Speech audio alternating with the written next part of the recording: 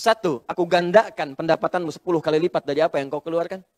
Aku jamin aku akan berikan kesuksesan kepada hidupmu. Aku berikan kebahagiaan dalam jiwamu. Karena itu ketika ada perintah, pahami. Oh, pasti ada kesuksesan di dalamnya. Oh, pasti ada kebahagiaan. Kejar itu dan minta saat mengerjakannya. Paham? Bismillahirrahmanirrahim. Kita langsung saja. Surah An-Nur. Surah cahaya. Seperti pernah kami sampaikan, di surah ini Allah turunkan satu surah sekaligus. Yang di dalamnya berisi cahaya-cahaya kebaikan. Panduan-panduan hidup. Yang bila semuanya diamalkan, Allah berjanji akan membimbing orang yang mengamalkan itu sehingga semua jalan hidupnya disinari oleh Allah Subhanahu wa taala. Orang yang hidup tanpa cahaya tentu akan merasakan kesulitan dalam hidupnya. Tidak ada cahaya, tak ada pantulan optik sehingga benda-benda tak tampak. Sulit beraktivitas. Demikian kalau hidup kita tidak punya cahaya, dibimbing oleh Allah, maka sulit untuk menemukan kebaikan-kebaikan dalam hidup. Orang berbuat curang karena tidak ada cahaya yang menerangi bahwa perbuatan itu buruk. Maaf, orang korupsi karena tidak ada cahaya yang menunjukkan bahwa korupsi itu buruk. Orang yang hidupnya saling berselisih karena tidak ada cahaya bahwa dalam perselisihan itu ada keburukan. Orang yang mabuk, kenapa bisa mabuk? Karena tidak ada cahaya yang menunjukkan bahwa mabuk itu menyengsarakan. Karena itu Allah menjamin setiap orang yang mengamalkan surah ini, suratun anzalnaha, satu surah yang kami turunkan, wa faradnaha. Bukan sekedar kami turunkan, tapi harus kalian amalkan isinya, kata Allah. Ya, wa anzalna fiha ayatin bayyinatin la'allakum tadhakkarun. Dan kami terangkan sejelas-jelasnya supaya kalian tidak bingung, agar kalian bisa lebih dekat dengan Allah Subhanahu wa taala dan dengan itu mendapatkan cahaya dalam kehidupan. Nah, bentuk cahaya ini yang mau saya antarkan dulu sebelum kita bacakan ayat yang keduanya. Bentuk cahaya Allah itu ada dua. Saya ulang, bentuk cahaya Allah yang disampaikan di dalam keterangan Al-Quran, terkhusus surah An-Nur ini, bentuknya ada dua. Satu, ada berupa al-amru, perintah. Apa perintahnya di Al-Quran? Qul in kuntum tuhibbunallaha fattabi'uni. Katakan jika kalian serius mencintai Allah, maka ikuti apa yang dituntunkan oleh Nabi sallallahu alaihi wasallam. Jelas. Lalu kemudian bagaimana memahami perintah-perintah Nabi, petunjuk Nabi lewat para pewaris Nabi yang menerima dari Nabi, ya, kemudian mewariskan pada generasi setelahnya sampai ke kita. Oleh Nabi, orang-orang yang mewarisi informasi ilmu dari Nabi disebut namanya ulama.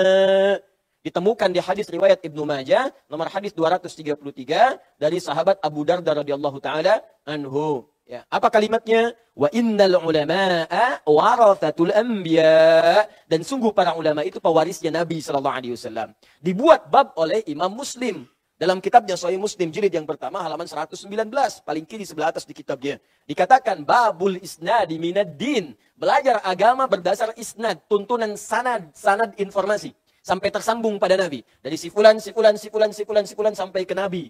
Jalur ilmunya kelihatan, itu termasuk yang paling penting dalam agama. Karena kalau benar belajarnya, benar menunaikan perintah dan ibadahnya. Kalau salah belajarnya, keliru menunaikan perintah Allah Subhanahu wa taala. Tapi yang ingin saya tegaskan kembali ke sini, setiap perintah itu pasti pengantar pada kesuksesan yang melahirkan kebahagiaan. Contoh, apa perintah Allah yang berlaku pada kita setiap hari? Salat. Boleh ditinggalkan? Tidak. Boleh dilanggar? Boleh dilanggar. Salat dilanggar, dikerjakan dilanggar. Ya. Langgar itu masjid, musola, ya, masjid. Jangan dipotong video saya, ya, teruskan. Salat tidak boleh ditinggalkan, tapi boleh dilanggar, dikerjakan dilanggar. Ya, ya, langgar itu musola, masjid. Ya. Awas. Ustadz Adi mengatakan salat boleh dilanggar. Aduh, Joni. Ya. Dah, sini, fokus. Lihat ya. Nah, salat kita kerjakan diwajibkan oleh Allah. Wajib itu artinya perintah yang mengikat.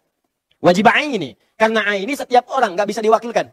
Nggak bisa suami, mah, papa lagi nggak enak badan, wakilin dulu sholat. Ya, nggak bisa. Hah? Kalau sesuatu kemudian bisa dikerjakan secara parsial. Sifatnya kifayah. Ya, kifayah. Seperti sholat jenazah. Kalau sebagian sudah ada yang mengerjakan, maka kewajibannya gugur. Artinya, yang lain nggak kerjakan pun nggak berdampak dosa pada semua. Tapi kalau semua nggak ada yang kerjakan, satu pun dosa sekampung itu. Ya, setanah kusir nggak ada yang bisa sholat jenazah. Terabaikan kemudian jenazahnya ini, dosa setanah kusir. Tapi kalau satu orang bisa saja, nyolatkan dia, ya, atau dampingin dengan beberapa orang, maka kewajibannya gugur mengikat kepada yang lainnya. Jelas sampai sini? Baik, kembali ke sini. Tapi kalau salat fardu, sifat wajibnya aini, mengikat pada setiap orang yang sudah baligh dengan syarat ketentuan berlaku. Nah, sekarang persoalannya, ketika Allah perintahkan salat kepada kita, apakah sengaja bentuknya perintah? Salat! Zuhur, adzan lagi asar. Udah asar, adzan lagi maghrib. Udah maghrib, adzan lagi isya. Kalau orang hanya menganggap ini sebagai perintah, maka sholat itu akan hanya menjadi beban dalam hidupnya. Allahu Akbar, Allahu Akbar. Sholat apa lagi sih, man? Isya, nah kan barusan udah sholat. Tadi maghrib. Terus habis isya apa lagi? Loh kan, pelaku. Jadi beban saja, capek yang tunaikan begitu. Kenapa? Karena nggak paham esensi. Nggak ngerti. Di cara baca perintah itu, jangan dilihat perintahnya. Lihat hikmah di balik perintah itu. Kenapa diminta sholat? Langsung diperkenalkan oleh Allah. Hayya 'alas sholat. Lewat suara muadzin. Ayo sholat. Kenapa ya Allah? Hayya 'alal falah. Falah. Dengan sholat, aku jamin, aku akan berikan kesuksesan kepada hidupmu. Aku berikan kebahagiaan dalam jiwamu. Ternyata ketika diminta sholat, sholat itu pengantar pada sukses dan bahagia. Makanya ketika Anda ngajinya benar, keluarkan semua keutamaan sholat di Quran. Sholat membuat jiwa kita tenang. Quran surah 13 ayat 28. Ditafsir dengan Quran surah ke-20 ayat ke-14. Sholat membuat seorang menjadi baik. Karena itu dari sejak kecil Nabi perintahkan pada orang tua, ajarkan anakmu sholat. Anak kecil diminta diajarkan sholat. Ya, awas, bukan manasik. Ya, di sekolah anak TK sekarang lompat dulu. Rukun Islam kelima. Duanya nggak dilewatin tuh. Ya, anak TK udah diajarin manasik tuh. Ya, salah sih enggak. Cuman lompatnya kejauhan, Cepi. Ya. Jadi ketika diminta itu, apa yang terjadi? Quran surah ke-29 ayat 45. Ya, inna sholata tanha 'anil fahsya. Salat bisa cepat mengabulkan doa. Quran surah ketiga ayat ke-38 sampai 39. 39-nya fanadatsul malaikatu wa huwa qa'imun yusalli fil mihrab. Salat bisa mendatangkan kebahagiaan, salat mendatangkan kesuksesan, banyak sekali. Makanya orang dulu ketika akan mengerjakan apapun dalam hidupnya mereka awali dengan salat. Al-Imam Al-Bukhari menuliskan Sahih Al-Bukhari 16 tahun. Setiap menuliskan satu hadisnya salat dulu, minta kepada Allah petunjuk. Dikerjakan di Masjid Al-Haram di Mekah, disempurnakan Masjid Nabawi di Madinah. Hampir semuanya. Ini salat. Itu cara bacanya, Pak. Zakat. Anda kalau nggak ngerti esensi, nggak mau zakat. Karena merasa mengeluarkan sesuatu yang dihasilkan dari kerja keras. Tapi kalau paham esensinya, kata Allah, kalau kamu keluarkan, minimal aku berikan dua hal saat di dunia. Satu, aku gandakan pendapatanmu 10 kali lipat dari apa yang kau keluarkan. Anda keluarkan 100.000, balik 10 kali lipat. Ya, nilainya 1 juta, tidak harus berupa uang. Bisa jadi proyek yang baru. Bisa jadi dijaga dari tidak sakit. Yang kalau sakit demikian. Bisa jadi orang lain kebanjiran Anda tidak. Yang kalau dibawa ke bengkel 1 juta juga. Bisa terjadi. Gitu. Jadi ini mesti dipahami dulu. Jadi makanya kalau orang paham ini, dia akan menunda. Bahkan kadang-kadang dia merencanakan. Waktu zakat belum tiba, dia sudah siapkan. Nanti zakat kita keluar nih, tanggal sekian. Siapkan dari sekarang. Karena paham, setiap dikeluarkan akan naik, balik. Dan yang paling indah, saya akan jaga jiwamu, kata Allah, supaya tidak bergantung kepada harta benda. Ya. Makanya kalau orang-orang sering keluar zakat, apalagi naik ke infak, naik ke sedekah, maka tidak ada ketergantungan hidupnya pada harta benda. Nggak akan diperbudak harta. Nggak dapat hari ini, alhamdulillah, yang penting saya masih sehat. Ya, menurun omsetnya, alhamdulillah. Dulu juga nggak punya apa-apa. Itu tuh diberikan ketenangan dalam jiwanya. Tapi mohon maaf, kalau tidak terbiasa berbuat seperti ini, Masya Allah, modal 5 juta. Untung 10 juta. Besoknya untung jadi 7 juta. Untung dibilang rugi. Kita rugi nih, kemarin 10 juta. Cuma dapat 7 juta. Padahal modal dia cuma 5 juta. Masih untung 2 juta. Rugi. Tuh. Capek hidupnya. Kumpulin kekayaan. Udah 5 triliun. Ujung-ujungnya. Maaf ya. Cuma nanam kangkung. Cabai. Ya, ngilangin stres. Jalan kemana? Dipakai juga enggak. Bingung akhirnya. Kasihan sama-sama kucing. Gitu. Bingung, capek, nyari ikan, macam-macam. Ya, capek hidupnya Pak. Bu, mesti berubah. Mesti berubah. Ya, karena itu ketika ada perintah, pahami. Oh, pasti ada kesuksesan di dalamnya. Oh, pasti ada kebahagiaan. Kejar itu dan minta saat mengerjakannya. Paham? Nah, sebaliknya kalau ada larangan, pasti ada keburukan yang sangat mesti dijauhi dalam kehidupan. Yang membahayakan. Ada bahaya, Pak? Maaf ya. Maaf Ibu, Bapak. Bapak Ibu punya anak. Anak mau main. Di luar, hujan sedang deras-derasnya, plus halilintarnya juga dahsyat. Jedar. Pertanyaan saya, kalau anak Bapak Ibu minta keluar main, dibiarkan nggak? Main hujan-hujanan. Oh silahkan aja. Mustahil. Anda akan tahan kan? Jangan lakukan. Jangan itu perintah atau larangan? Larangan. Kenapa Anda larang anak Anda untuk keluar bermain hujan-hujanan? Karena Anda sayang. Allah itu punya sifat maha sayang. Rahman dan Rahim. Rahman dan Rahim. Yang sifatnya bahkan rahmatnya mengalahkan sifat murkanya. Jadi kalau sudah muncul rahmannya, itu mengalahkan azabnya. Kalau sudah muncul rahimnya, mengalahkan iqabnya. Rahmat Allah melebihi apapun bahkan dengan murkanya. Jadi kalau ibu dan bapak saja sayang pada anak, mencegah dia dari keburukan, apalagi Allah yang maha sayang, Bu, Pak. Apalagi Allah yang maha sayang. Karena itu ketika kita dicegah dari sesuatu, dilarang berbuat sesuatu, bukan berarti diinginkan kita, nggak boleh, jangan, itu bukan beban, bukan. Tapi ada yang bahaya yang belum kita lihat. Ya, ada yang membahayakan yang belum kita saksikan. Ada yang menjerumuskan yang belum kita dapatkan. Karena Allah Maha mengetahui masa depan, kita hanya mengetahui yang sekarang. Jelas sampai sini? Nah, kalau kita paham tentang esensi di balik larangan ini, maka sudah nggak akan protes lagi. Kata Allah, jangan gosip. La yaghtab ba'dukum ba'du. Oh, pasti bahaya. Kalau ngerti gosip itu bahaya, nggak akan dinikmati. Gosip bahaya, bikin acara.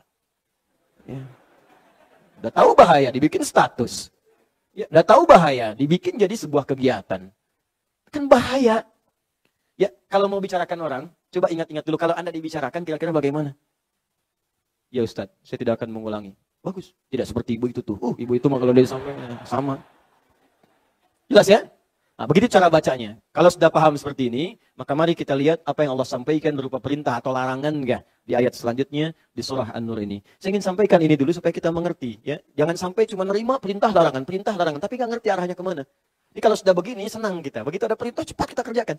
Makanya orang-orang beriman dulu, ketika turun ayat, teman-teman, itu berupa perintah, mereka nggak nunggu. Sami'na wa ata'na, sami'na wa ata'na. Itu begitu turun ayat begini nih, 68 kali disebutkan dalam Al-Quran. Ya ayyuhalladzina amanu, pasti setelah itu perintah. Atau larangan. Pasti itu. Ya ayyuhalladzina amanu, langsung mereka gembira tuh. Karena akan menunggu, ini perintah apa larangan. Kumpul. Senyum Pak semua. Masya Allah. Pada Rasulullah bertanya dulu, ya Rasulullah apa nih yang akan turun? Turun kemudian. Kutiba alaikumusiyam. Puasa, senang semua puasa. Ya ayyuhalladzina amanu, kumpul semua. Ya Rasulullah apa lagi nih?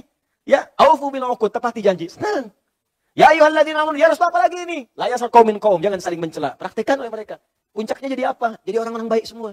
Tunjukkan pada saya, mana sahabat Nabi yang tidak baik. Sehingga di ilmu hadis, semua sahabat itu hukumnya udul, kulluhum udul, semuanya orang baik. Tunjukkan pada saya, padahal dulu-dulunya banyak di antara mereka, ada yang pembunuh, ada yang perampok, pemabuk, pezina, komplit. Ya. Tapi setelah mereka berubah, mengerjakan dua ini saja, tinggalkan larangan, kerjakan perintah, berubah jadi orang baik semua. Dan hidupnya sukses semua. Siapa yang bisa menyaingi hartanya Abdurrahman bin Auf? Siapa yang bisa menyaingi kehebatan Umar dalam kedudukannya? Siapa yang bisa menyaingi Khalid bin Walid dalam kepemimpinannya? Tunjukkan pada kami sekarang. Nah, karena itu kita kembalikan, yuk kita baca ayatnya, dan semoga Allah meridhai kita semua insyaAllah. Bismillahirrahmanirrahim. Az-zaniyatu waz-zani, fajlidu kulla wahidin minhuma mi'ata jaldah, wa la ta'khudhukum bihima ra'fatun fi dinillah, in kuntum tu'minuna billahi wal yawmil akhir, wal yashhad 'adzabahuma ta'ifatun minal mu'minin.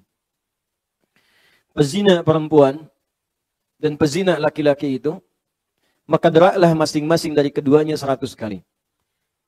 Serta janganlah rasa belas kasihan kepada keduanya, mencegah kalian untuk menjalankan hukum-hukum agama Allah, jika kalian beriman kepada Allah dan dihisab di hari akhir. Hendaklah pelaksanaan hukuman mereka disaksikan oleh sebagian kalangan orang-orang beriman. Quran surah ke-24, ayat yang kedua. Kita masuk pada ayat yang kedua.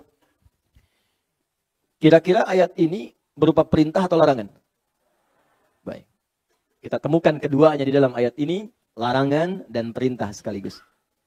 Baik, yang pertama, ada bentuk larangan menunjuk pada sebuah perbuatan. Az-zaniyatu waz-zani, pezina laki-laki dan atau pezina perempuan.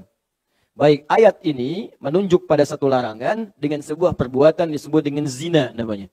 Jadi kita keluarkan ayat yang kedua, jika Anda ingin mendapatkan cahaya, begitu cara membacanya. Jika ingin mendapatkan cahaya dalam kehidupan, nur. Apakah cahaya di rumah tangga, yang dengan itu terang semua kenyamanan? Apakah cahaya di pekerjaan, cahaya dalam hidup pada umumnya? Maka pertama kata Allah, tinggalkan zina.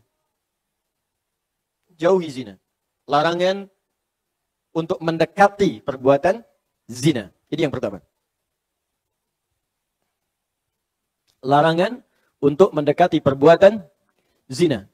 Karena itu di Quran surah ke-17 ayat 32, paling kanan agak ke atas, langsung keluar larangan untuk mendekatinya. Wala taqrabuz zina. Dan jangan sekali-kali engkau dekati perbuatan zina. Baik. Saya teruskan sebentar. Nanti di sini ada 5 pembahasan, 5 poin yang akan kita bahas. 1, tentang pengertian zina, apa itu zina? Harus tahu dulu, ya. Yang kedua, kita akan lihat dampak buruk zina. Kenapa dilarang? Apa dampak buruknya? Dan nanti ada konsekuensi fikihnya.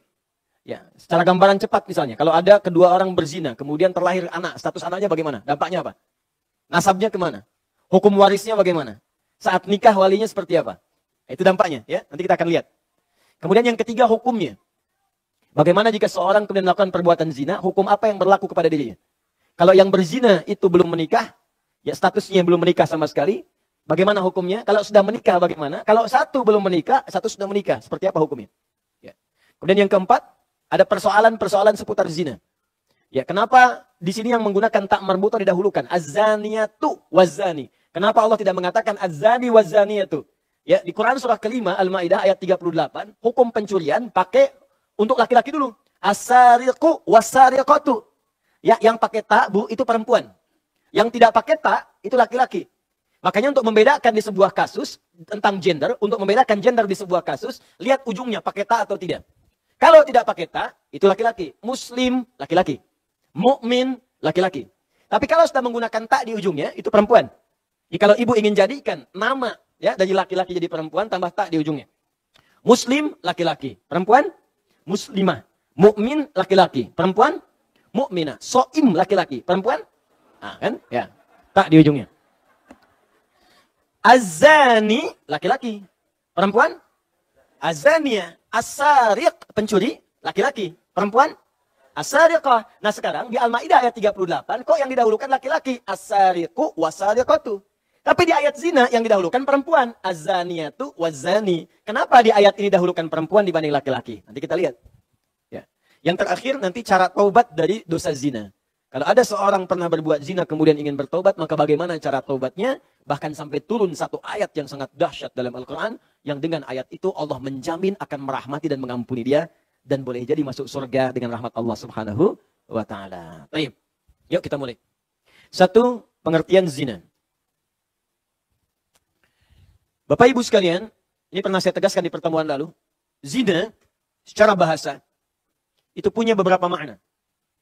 Tapi di antara makna yang paling kuat, yang banyak dipahami masyarakat Arab, bahkan sebelum kedatangan Nabi SAW, mereka memahami secara bahasa makna zina dengan asy'uru bidhiq. Asy'uru bidhiq. Paham? Tidak. Asy'ur bidhiq. Saya tuliskan sebentar. Bukan dhayiq tapi dhiq, ya. Dhiq. Nanti saya jelaskan pelan-pelan. Asy'ur, bismillah. Bidhiq.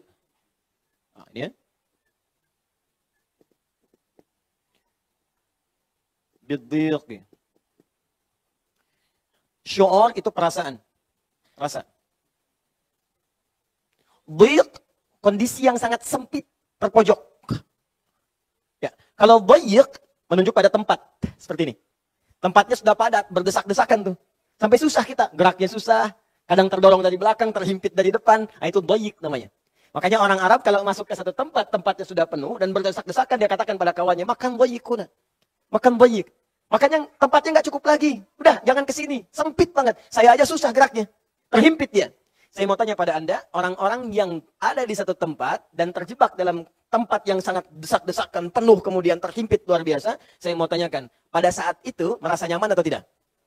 Enak atau tidak? Tidak kan? Susah kan? Baik. Maka kalau perasaan itu, atau suasana itu, menghinggapi perasaan kita sehingga merasa sempit. Nggak enak makan, nggak enak beraktivitas, merasa terhantui dengan sesuatu, maka berubah kemudian kalimatnya dari kata dhayiqun menjadi dhiqun. Dhiq. Ingat pakai dhad, bukan pakai dal. Kalau pakai dal, ayam jantan. Dik. Ininya kaf. Ya. Dhiq. Asy'uru bidhiq. Perasaan sempit, menghimpit, nggak enak. Ya. Dan terus dihantui dengan perasaan itu. Kenapa zina secara bahasa disebut asy'uru bidhiq? Seakan-akan ingin memberikan kesan bahwa, maaf, orang yang melakukan perbuatan zina itu, maka perbuatan itu akan berdampak kepada sempitnya hatinya. Nggak akan enak.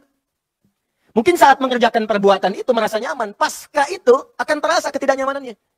Mulai nggak enak, terasa dikejar-kejar sesuatu, terasa dituntut dengan sesuatu, mulai nggak nyaman, dihantui tentang berbagai hal, dan itu terbawa selama hidupnya, bahkan sampai wafat. Di dunia dia nggak tenang, di alam kubur mendapat siksaan, di akhirat mendapatkan ancaman. Maka itu yang menjadikan perasaannya menjadi sempit. Kalaupun ada orang karena sudah menjadi profesi, biasa-biasa aja misalnya. Saat di dunia, nanti saat akan wafat terasa bagaimana kegelisahannya. Ini jangan Anda kira orang misalnya, maaf Bu ya, maaf dengan bahasa ini, atau maaf teman-teman ikhwan, jangan Anda kira seorang yang menjual dirinya dengan perbuatan zina ini merasa nyaman, belum tentu. Mungkin diri dia tersiksa itu. Perasaannya nggak enak, cuman mungkin nggak terungkap saja. Demi Allah saya katakan pada Anda, tanyakan pada orang-orang itu. Makanya orang laki-laki yang datang ke tempat-tempat buruk itu nggak mau diketahui orang.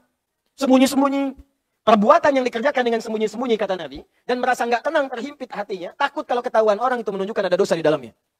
Dosa. Istri yang buka-buka WA suami dan takut ketahuan suaminya. Hati-hati. Atau suami sebaliknya membuka-buka WA istrinya takut ketahuan oleh istrinya. Hati-hati.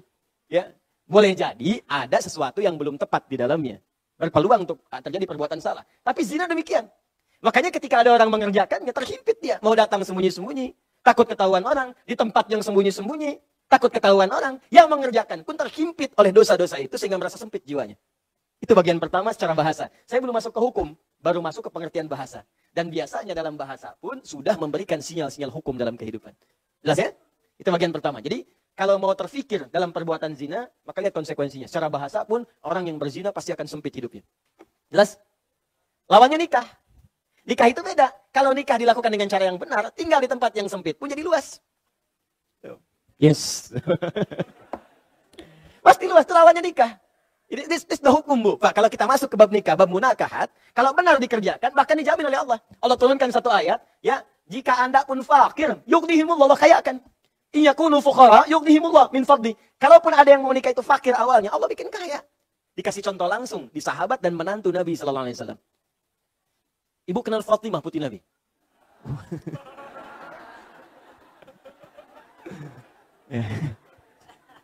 Baik, Fatimah nikah dengan siapa? Tidak banyak orang tahu. Sebelumnya telah dilamar oleh sahabat Abu Bakar As-Siddiq, Umar bin Khattab. Dua sahabat mulia melamar Fatimah. Apa jawab Nabi? Halus sekali Nabi. Ya, Nabi mengatakan inna saghirah. Nampaknya kalau nikah dengan kalian, khawatirnya nanti malah nggak cocok. Ya, masih belia ini Fatimah ini. Masih belia. Maksudnya apa? Ya, khawatir jadi beban nantinya. Sopan sekali.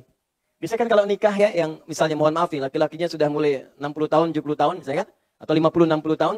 Kemudian ini menikah dengan yang gadis, 18 tahun, 19 tahun. Kan beda tuh keinginannya lain. Ya zakat malnya beda gitu kan. Terus tampilannya beda. Keinginannya beda, pengen jalan, pengen main, pengen nonton. Cuma Nabi yang bisa kemudian bisa menjaga semua itu. Ya Rasulullah, pengen nonton main gulat, ayo gendong di atasnya. Ya, aku takut kemudian Fatimah menginginkan hal seperti itu, kamu nggak kesampaian Abu Bakar. Nggak kesampaian Umar, ada misi-misi lain yang lebih besar yang aku khawatirkan nanti malah jadi beban demikian. Sopan. Masya Allah. Yang kedua, ini yang menarik. Tiba kemudian, saya ingin teruskan pada bagian kedua, ini yang paling penting. Umar pulang dari tempat Nabi, ketemu Ali. Apa kata Umar? Ya Ali, innaha laka. Aku pikir si firasatku, Fatimah itu cocoknya sama kamu. Tuh. Makanya kalau antum melamar ditolak, Pak, jangan kecewa, rekomendasikan orang lain. Mungkin dia lebih cocok. Iya. Mungkin lebih cocok. Kata Umar, karena Umar bisa membaca tuh apa yang disampaikan Nabi tadi. Ali innahalaka, nampaknya Fatimah mungkin lebih cocok dengan engkau. Sama-sama belianya, sama-sama mudanya, sama-sama kreativitasnya, sama-sama hobinya. Maksudnya apa? Keadaannya sama, ya aktivitasnya, ya keadaannya, jalannya. Cuma apa jawab Ali? Allahu Akbar. Tawadhu'nya luar biasa. Maliya min syai'in illa dar'i arhanuha. Umar, aku ini bagaimana bisa melamar Fatimah? Sedangkan aku tak punya apapun kecuali perisai besi, baju besi. Ini pun sedang aku gadaikan karena keperluan tertentu. Ali itu. Aku nggak punya apapun Umar. Bagaimana bisa melamar Fatimah? Aku nggak punya apapun kecuali perisai baju besi ini. Ini pun sedang aku gadaikan karena nggak punya apa-apa. Ada keperluan. Kata Umar nggak apa-apa. Pede aja datangin Nabi, sampaikan maksudmu pasti akan dapat solusinya. Umar. Ini contohnya para kalangan jomblo yang kurang motivasi untuk bisa datang ke mertua. Jangan takut. Ya. Anda mau datang ke mertua yang sangat kaya, Anda orang biasa, nggak usah takut pakai rumus Ali. Allahumma alif ya Allah qalbi abik wa marasyadi abika ma allafta Rasulullah sallallahu alaihi wasallam li Ali. Ya Allah lembutkan hati calon bapak mertuaku sebagaimana engkau lembutkan hati Rasulullah ketika Ali datang kepadanya. Langsung direkam.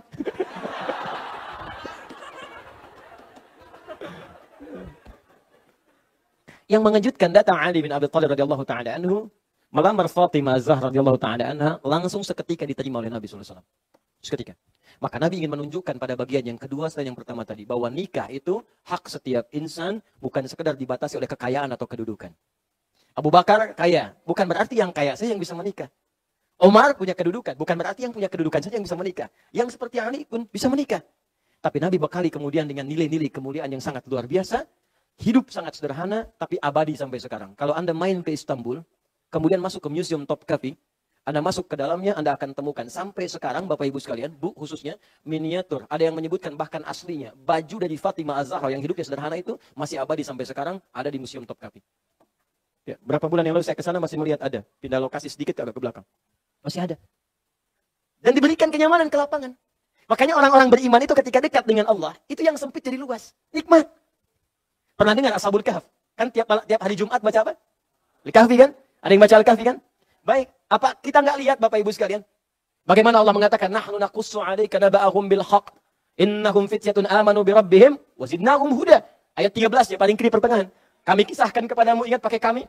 Ta'zimu sya'ni, menunjukkan satu yang dahsyat. Kami kisahkan kepadamu kisah para pemuda yang karena imannya kepada Allah, saking berimannya, kami berikan jalan kepada mereka untuk mendapatkan kenikmatan.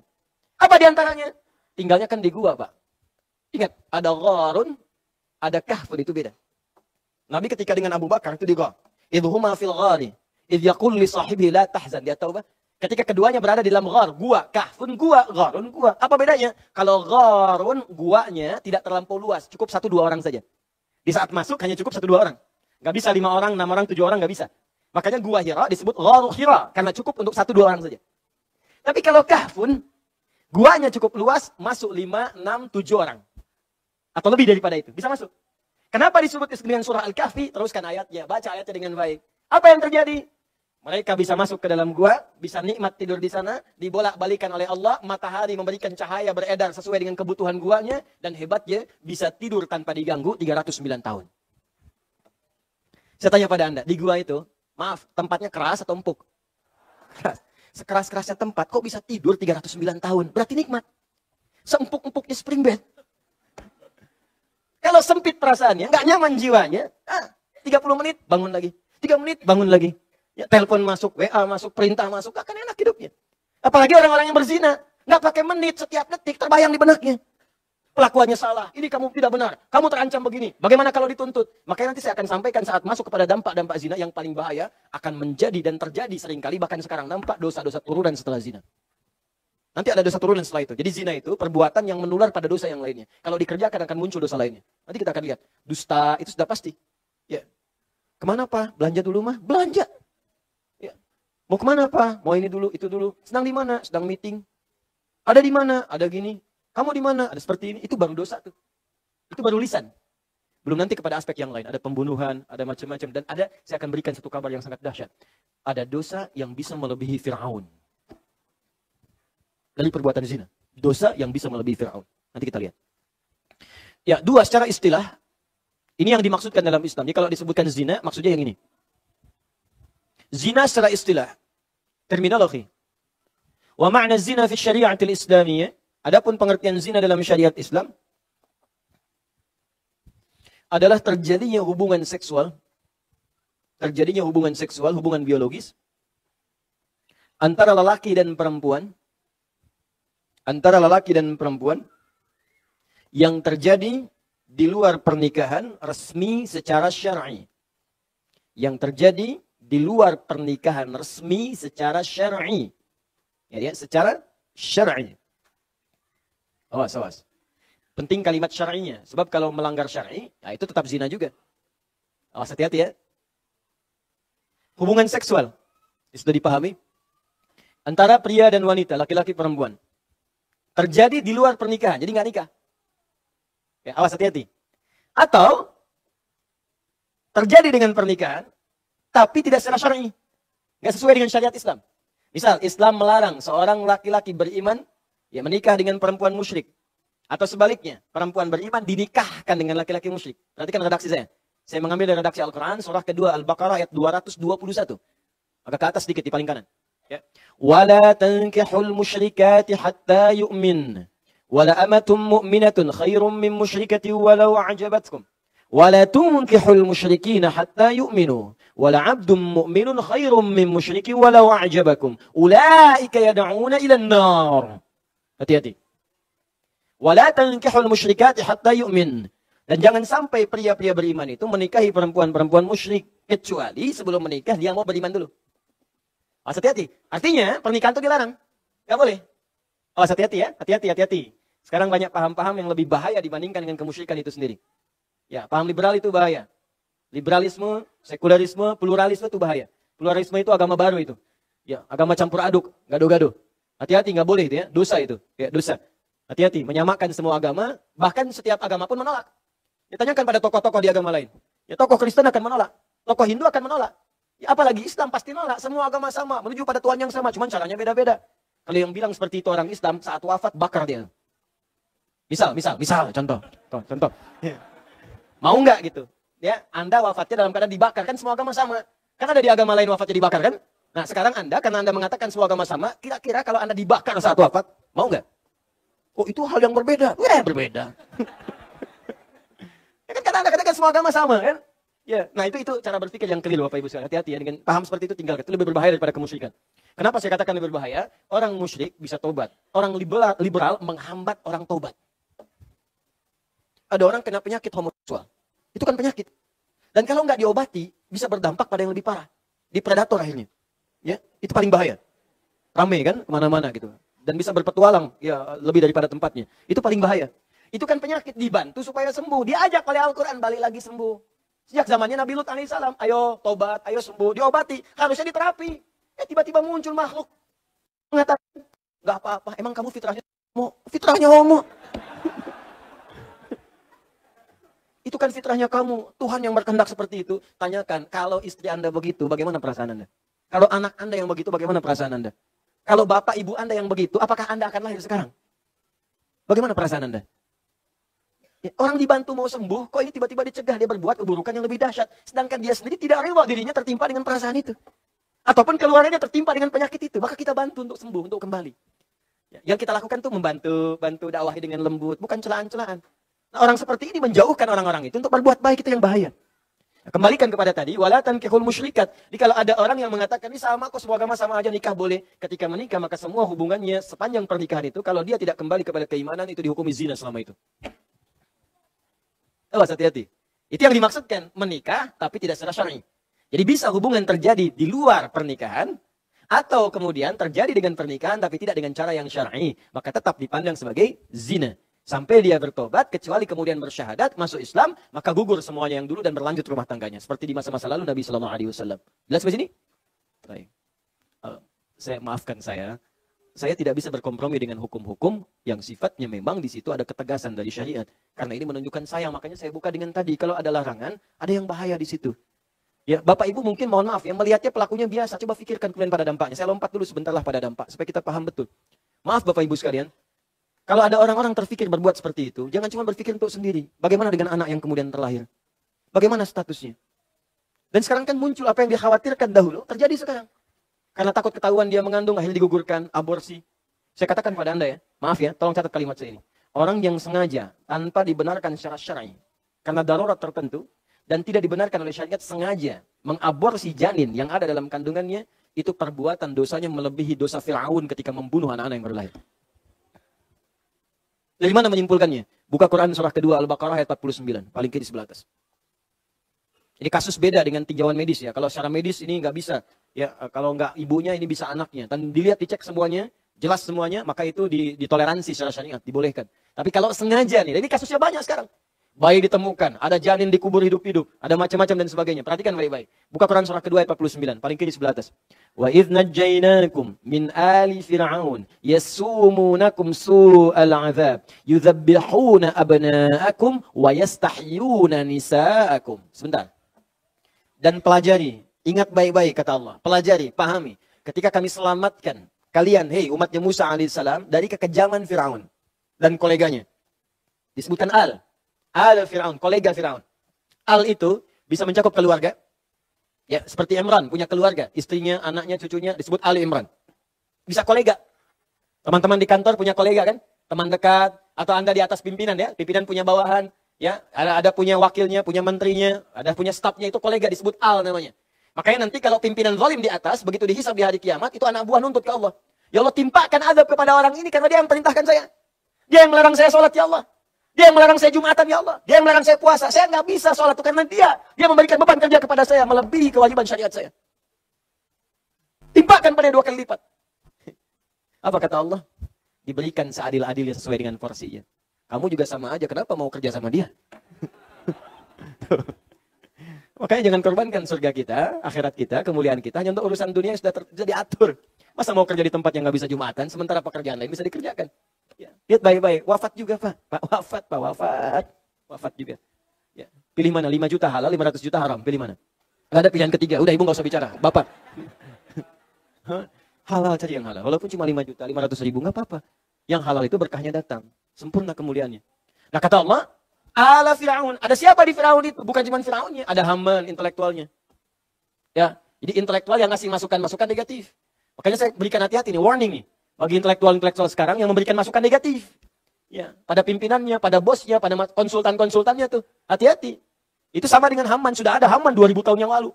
Ya, bahkan 3.500 tahun yang lalu. Kita ke Nabi Muhammad 1.500 tahun. Nabi Muhammad ke Nabi Musa sekitar 2.000 tahun. 3.500 tahun yang lalu. Sudah ada intelektual kebelingan. Sudah ada. Korun, Al-Fir'aun. Korun itu sezaman dengan Fir'aun.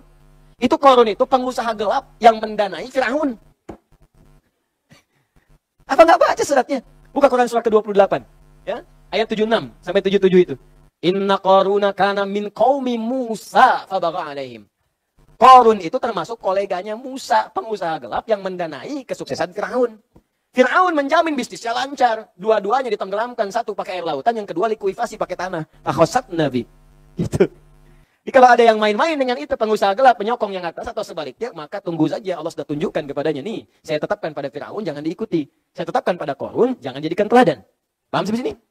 Tapi yang paling dahsyat, disampaikan kepada Qarun akan ada seorang yang akan meluruskan. Akan ada seseorang yang kemungkinan akan bisa menggoyang tahtam. Maka tiba-tiba Fir'aun memberikan dekret. Siapa itu? Kata rahib-rahibnya, seorang anak yang akan terlahir dari seorang ibu yang mulia. Maka berikan dekretnya oleh Fir'aun, keluarkan oleh dia. 2 algojo, dampingi setiap ibu yang akan melahirkan di seantero negeri. 2 algojo. 1 untuk mengamati, lahirnya laki-laki atau perempuan. Kalau lahir perempuan, lihat perempuan, bebas hidup. Kalau laki-laki, maka algojo kedua sudah menyiapkan golok atau pisau tertajam yang sudah dia asah. Nah, yuzabbihun, bahasanya zabbaha. Jadi ada nahara, ada zabaha, itu beda. Ya, ada zabaha, ada nahara. Inna a'tainakal fasalli li rabbika wanhar. Kalau nahara itu untuk nyembelih unta. Kalau nyembelih unta, hewannya tidak dijatuhkan. Ya, tapi langsung dalam keadaan berdirinya. Di untanya berdiri. Nanti kalau teman-teman umrah atau haji, nanti main ya. Ya ke Kakia, ke Hudaybiyah misalnya, ke peternakan unta. Ya, lihat bagaimana cara unta disembelih. Ya, unta itu nanti ada dengan pisau yang pendek begini, didatangi, terus lehernya dibeginikan, nanti langsung disembelih begini. Ada dengan golok yang panjang, biasanya untanya datang. Kalau sudah canggih tuh, datang, set, datang lagi, set, ya. Ya untanya datang aja, datang, dia tinggal begini aja tuh. Ada. Ya, mungkin ada juga di video atau bagaimana ya, saya pernah melihat dulu waktu saya haji itu. Ya, ada yang seperti itu untuk unta. Ya. Tapi kalau dijatuhkan, jatuhkan dulu, kemudian disembelih dengan sekali tarikan. Maka itu menggunakan zabaha. Kata Nabi, idza dzabhtum fa ahsinu dzibha. Kalau engkau akan sembelih hewan kurban, maka baguskan sembelihannya. Bagaimana cara membaguskannya? Sekali tarikan. Tarik sekali. Ya, dan jatuhkannya pun jangan menzalimi, jangan disakiti, makanya cari cara-cara yang lembut. Ya, tarik, jatuh, blek gitu ya. Ada di beberapa tempat bahkan dikasih bacaan zikir dekat dengan hewan. Makanya hewan itu sebelum disembelih perlakukan dengan baik. Ya, ada di sebagian tempat tuh yang Masya Allah dimandikan baik, kadang-kadang dibisikan, ya kadang-kadang bacaan-bacaan Quran. Jadi cuma ditidurkan sedikit, ditutup, siap dia begini. Memang fitrahnya demikian. Hewan itu senang ketika disembelih, itu senang, memang tugasnya itu. Jadi sempurna dia kerjakan. Nah, ada hewan hiasan yang nggak disembelih, ya seperti misalnya burung nuri, burung kakatua, kan? Kan nggak ada menu burung kakatua ya, sampai sekarang gitu. Ya, baik dan seterusnya. Itu hewan demikian. Kalau sekali jatuhkan, sekali tarikan, itu zabaha. Tapi kalau berkali-kali gorok berkali-kali begini, itu pakai tasydid, zabaha. Zabaha. Kalau dilakukan bukan sekali, tapi berkali-kali pakai ya, yuzabbihu. Kalau yang melakukan banyak, bukan 1-2 orang, banyak orang, maka jamakkan. Yuzabbihuna. Sekarang saya tanya pada Anda, di ayat ini Al-Baqarah 49, menggunakan kata nahara, zabaha, yuzabbihu atau yuzabbihun. Yang terakhir, yudzabbihuna. Artinya, perbuatan pembunuhan itu dilakukan berkali-kali dan bukan hanya oleh satu orang, oleh kolega Firaun. Seantara negeri diutus kemudian para algojonya, intelijennya datang melihat lahir laki-laki, langsung jatuhkan di tempat ibu yang baru melahirkannya. Bayi masih merah, jatuhkan ke tanah, zabbah, bum, ngorok langsung di hadapan ibu yang baru melahirkannya. Ingat, ini perbuatan dicela oleh Allah dengan kalimat su'al azab, seburuk-buruknya hukuman. Seburuk-buruknya perbuatan zalim. Jadi saya ingin katakan begini, Firaun seburuk-buruknya berbuat, sezalim-zalimnya, nunggu dulu bayinya lahir. Nunggu lahir dulu, lahir, perempuan bebas, masih ada peluang bebas. Laki-laki, gorok, habisi. Disebut su'al azab. Orang sekarang belum lahir sudah dieksekusi, dia nggak peduli laki-laki atau perempuan. Firaun seburuk-buruknya, tunggu lahir, perempuan boleh hidup, laki-laki bunuh. Orang sekarang belum lahir sudah nggak peduli laki-laki atau perempuan, langsung eksekusi bahkan dalam jarinnya. Aborsi, keluarkan. Maka saya katakan dia melakukan perbuatan yang lebih buruk dibandingkan dengan Firaun. Jika Firaun saja disebut su'al azab, maka bagaimana dengan yang ini? Hati-hati. Tapi pertanyaannya, kenapa terjadi itu? Karena ini pengantarnya, ini dahsyat ini. Di dampak zina itu melahirkan dosa turunan. Pembunuhan. Itu udah pasti itu. Ya, perselisihan. Karena takut ketahuan pasangan yang dieksekusi. Saya mau tanya pada Anda, terjadi nggak sekarang? Ada nggak perbuatan itu? Banyak. Ada pembunuhan, ada yang dimasukkan ini, masukkan itu, bahkan dibunuh dengan cara yang sadis. Ada yang dimasukkan toilet, dimasukkan dikubur hidup-hidup, disiram pakai air panas, macam-macam. Kenapa? Karena takut dengan ini dampaknya ini. Ini sebetulnya di zaman Nabi Isa alaihissalam sudah pernah kejadian begini. Bahkan mohon maaf ya, sesoleh-solehnya seseorang, kalau tidak bisa menjaga dari perbuatan ini, dia bisa berbuat salah. Karena pernah ada seorang abid yang ketitipan seorang perempuan, titipkan di tempatnya. Kerjaan setan. Makanya mesti hati-hati juga tuh. Seustad-ustadnya juga, kalau jamaahnya itu yang diajarkan, tetap mesti ada batas. Kalau perempuan semua ada batas. Ada kunjungan mesti ada batas. Ya, dampingi, harus tahu, ada orang dampingi macam-macam. Karena bisa keliru, bisa salah. Pengobatan hati-hati, sesoleh-solehnya orang, kalau ngobatin misalnya perempuan, nggak boleh dalam kamar berdua sendirian. Bisa bahaya gitu, dan seterusnya. Nah, jadi yang seperti itu pernah kejadian, zaman Nabi Isa alaihissalam. Begitu datang, titipkan kemudian di tempat orang soleh ini, orangnya pergi kemudian. Ya tadinya biasa diajarin, tapi karena nggak ada yang lain, akhirnya terjadilah perbuatan itu. Begitu terjadi, dia bingung, mabuk tuh. Minum minuman, udah salah lagi. Begitu minum minuman keras, mabuk lagi kan. Nggak sadar, takut ketahuan orang, dibunuh perempuannya. Tuh, zina, mabuk, makanya perbuatan zina itu selalu akan bersanding dengan khamar. Ya pasti tuh, jadi kalau ada tempat mabuk-mabukan, khamar, ya diskotik yang kira-kira menyajikan minuman-minuman yang buruk dan sebagainya, tempat-tempat maksiat, jika sudah terkait dengan itu, maaf ya, kalau saya sebut nama yang jelas, tapi saya sertakan sifatnya di situ. Ya Anda nggak bisa mengelak. Ya, saya kalau ada yang keberatan, silakan kita adu argumentasi, diskusi kita. Ya, kalau mau tersangka juga nggak ada masalah bagi saya, silakan aja. Ya, toh semua orang juga hidup dan akan kembali kepada Allah Subhanahu Wa Taala. Ya, tapi kalau sesuatu bisa kita dudukkan diskusi cari maslahat, kenapa menempuh jalan yang salah? Ya, maaf, kalau ada tempat menghidangkan minuman keras, maka boleh jadi temannya itu pasti perbuatan zina. Silakan cek. Demi Allah saya katakan, minum, perlu ditemani kah Pak? Gitu. Perlu teman nggak? Kau Ustaz tahu? Ada yang cerita. Orang taubat, gitu kan cerita, macam-macam. Ini udah pasti, itu udah rumus. Makanya hati-hati dampaknya. Belum dampak yang lain. Begitu anak itu lahir misalnya, coba, bagaimana status anak itu? Terputus nasabnya. Apa nggak kasihan pada orang ini? Dan itu terbawa seumur hidupnya. Tapi sayangnya Allah menjadikan dia tetap diberikan nasab pada ibunya. Cuman ketika dia menikah, kemudian bapak biologisnya ada, kan nggak punya nasab. Apa antum mau melihat anak biologis antum cuma dilihat, yang nikahkan orang lain pakai wali hakim, dinasabkan pada ibunya. Dan itu disampaikan ketika terjadi pernikahan. Ya, saya sebagai wali hakim menikahkan fulanah binti fulanah, harusnya binti fulan ke bapaknya, ke fulanah, dan bapak biologis yang melihat di situ. Bagaimana pandangan orang-orang yang hadir di situ? Nah, ini yang kemudian menjadikan hal yang lain lagi, akhirnya disamarkan lagi, pakai wali hakim, bintinya ditukarkan kepada yang lain dan sebagainya, sebagai solusi jalan tengahnya. Kenapa? Coba cek Pak, kalau ingin berbuat sesuatu, lihat dampaknya dulu Bu.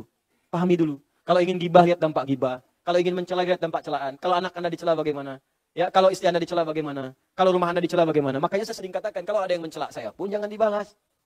Doakan saja dalam kebaikan, arahkan pada yang baik-baik. Karena pada prinsipnya tidak ada manusia yang ingin dicela. Kalau kita tidak merasa dengan itu, nggak usah marah. Karena nggak ada kan pada kita. Dasar pembohong, kalau Anda nggak bohong, nggak usah marah. So, kalau Anda marah, curiga kita emang bohong. Ya, udah gitu nggak usah, biasa aja, tenang aja. Ya, laporkan aja.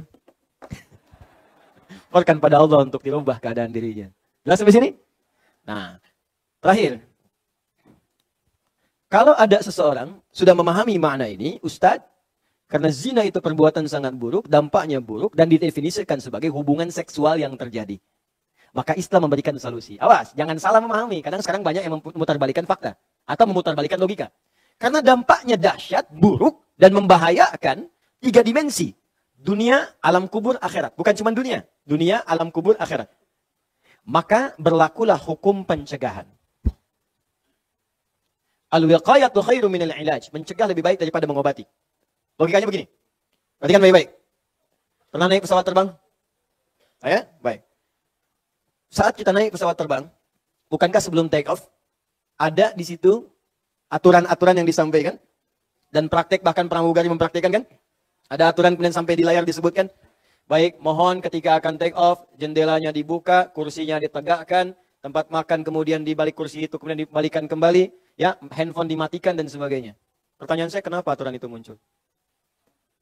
Untuk keselamatan. Sekali Anda melanggar, bahaya. Karena bukan naik angkot, naik pesawat. Iseng bawa paku. Ini kaca kuat nggak ya? Tok, tok, tok, tok. Ya udah habis. Udah. Anda naik angkot, bisa depan. Samping supir, kaca buka dikit. Enak, udara masuk. Jangan kira naik pesawat, samping pilot, kaca buka dikit. Anda enak. Habis semua pesawat. Ya. Makanya dibuat aturan di pesawat itu, karena resikonya tinggi. Sekali oleng jatuh.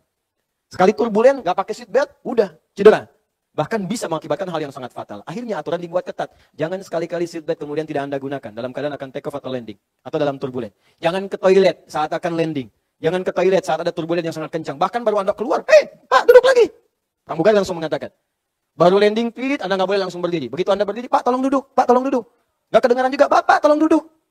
Nggak kedengaran juga, datang pramugarinya. Pak, duduk. Kenapa? Bahaya.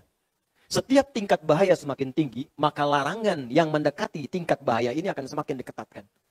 Demikian pula kaidah ini berlaku dalam hukum agama. Jadi kalau Anda naik pesawat paham, kenapa pada yang ini nggak paham, Cepi? Tuh, sampai keluar tuh.